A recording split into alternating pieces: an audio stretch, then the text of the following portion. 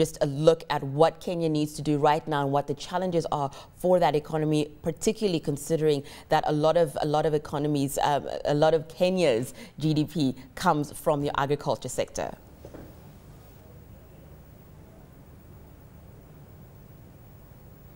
Yes, thank you very much. As you have said rightly, I'm John Nyaoro, the Director of Water Resources with Ministry of Water and Irrigation, Kenya. With regard to our economy, with the respect to availability of water resources, first I would want to say that Kenya's water resources is unevenly distributed in terms of time and space. That means at some time when we have the long rains, we get abundant of it, or when we get the short rains, we get abundant of it. And that one only comes in a period of maybe 3 months. The rest of the 9 months, we are in drought. And then there are also emerging issues.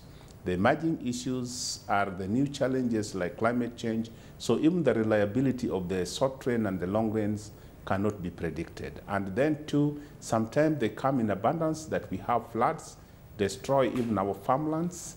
And also sometimes we don't get at all, where the parts of the countries are actually lacking adequate water resources. So what we need to do and what we are putting in our policies now to rethink and think, and we are coming up with a policy of actually harvesting water by putting enough adequate water storage so that we can be able to harvest adequate water resources during the time of the rainy seasons, and where then we can be able to use it. We have got what we call a 90-day storage policy that will actually be able to help us bridge the gap between the long rains and the short rains.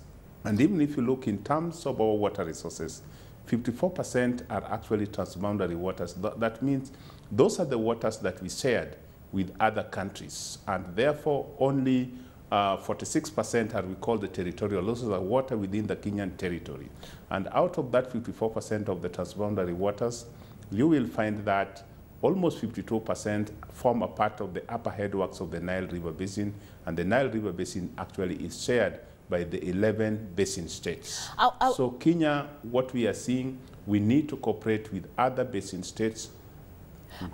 John, I need to ask, Minister, I need to ask you something about that. Actually to, I wanted to ask you about that, about the Nile Basin Initiative and some of the issues that have been there, because as you rightly say, a lot of other countries that you're sharing that water with, and there have been diplomatic issues when it comes to using that resource.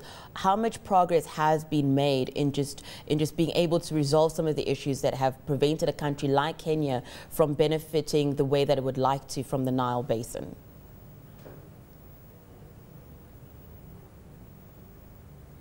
Actually, from 1997, the basin states realized that we actually do not have acceptable Nile River Basin agreement that allow equitable allocation of the water resources of the Niles.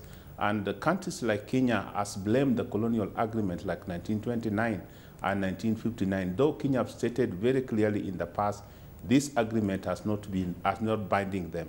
But if you look at in the international forum, you look at the Bretton Woods institutions that can actually be able to offer some resources in terms of loans or grant to help Kenya develop these resources. Their policy, like the World Bank OP 7.5, state very clearly, for a country to develop any shared water resources, you must be able to give notice to other riparian states and actually get their consent.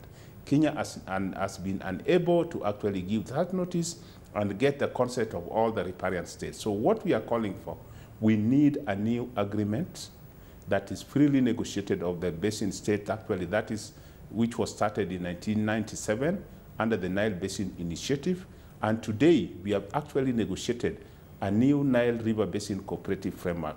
This cooperative framework actually was opened for signature on 14th May 2010 at Entebbe in the Nile Basin Initiative Secretarial Offices, but 2 countries have refused to sign, that is Egypt and Sudan, citing that their water security has not been guaranteed under that new agreement. So the only problem that we are having today that we solve under that agreement is what we call Article 14B on the water security, where those two states would want their water security to be assured. But what we are saying in that agreement, we have Article 4 on equitable and reasonable utilization that is balanced with Article 5 on giving no significant harm to other riparian states.